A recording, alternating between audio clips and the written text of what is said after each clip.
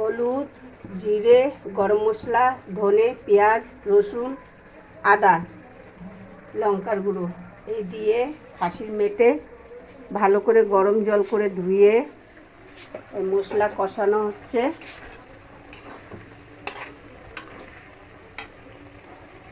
লঙ্কার গুঁড়ো,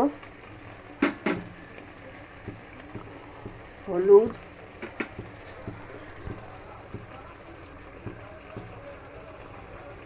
স্বাদ মতো লবণ,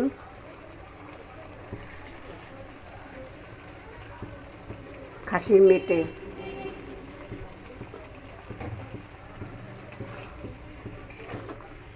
মেটেটা আগে সেদ্ধ করে রেখেছিলাম,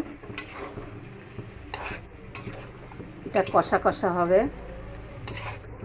আলুটাকে হালকা ভেজে নিয়েছিলাম,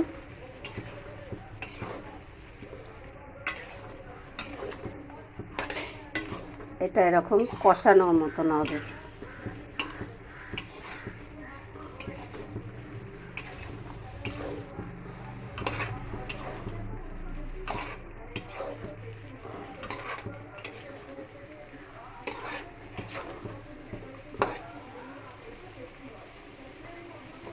আলু সেদ্ধ হয়ে গেছে,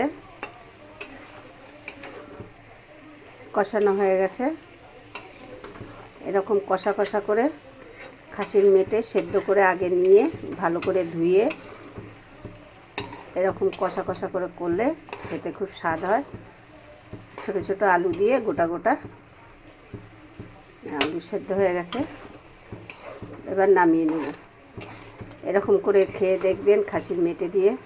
যদি ভালো লেগে থাকে কমেন্ট করে জানাবেন, লাইক শেয়ার সাবস্ক্রাইব করে দেবেন। আর জিয়ার রান্নাঘরের রুমা।